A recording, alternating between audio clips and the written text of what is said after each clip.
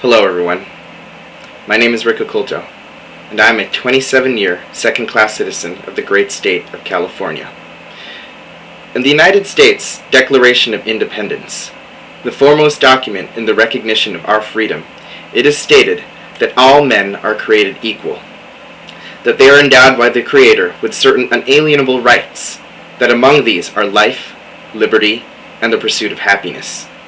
As it stands now, lesbian, gay, and bisexual citizens of the United States, while created equal, are denied both liberty and the pursuit of happiness in the name of moral uncertainty.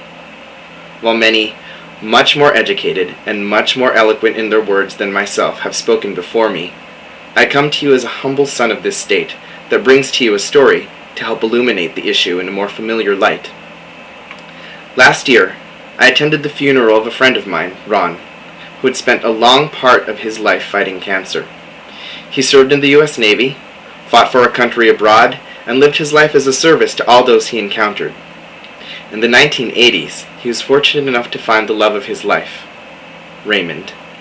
They lived happily together in Southern California until the mid-1990s, when Raymond died of health complications. It was at this time that Ron discovered the full impact of not being able to legally marry his partner. Raymond's family, who had disowned him for being gay and had no contact with him before his health failed, were now the sole decision makers for him.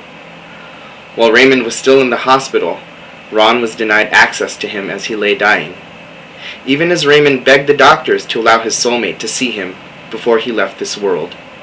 The doctors, however, were legally bound and could not deny the wishes of his family, and Raymond was left to die outside of the presence of the one he loved most dearly.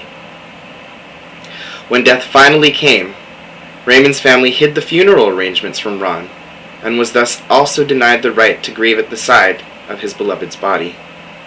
Until Ron's own death, he did not even know the whereabouts of Raymond's grave. It's a story like this, and countless others, that reveal the truth of the discrimination of same-sex marriage.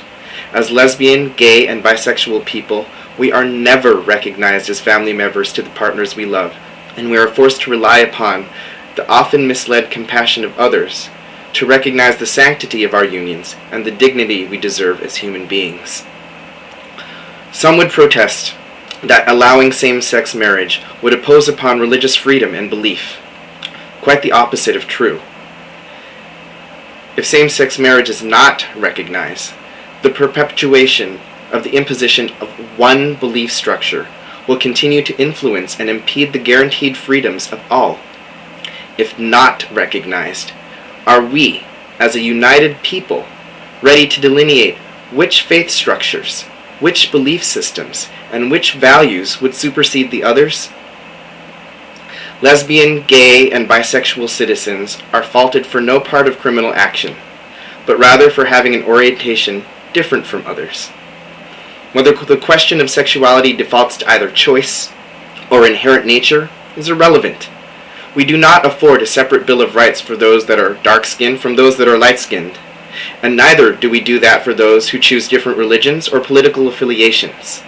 Black, white, Christian, Muslim, Democrat, Republican. We are guaranteed the same liberties and freedoms. What then draws our malice and prejudice to draw the line at sexual orientation? My name is Rick Oculto. I'm a 27-year, second-class citizen of the United States of America. I implore you, and I appeal to your consciences, to allow me to finally live in my home as an equal. Thank you.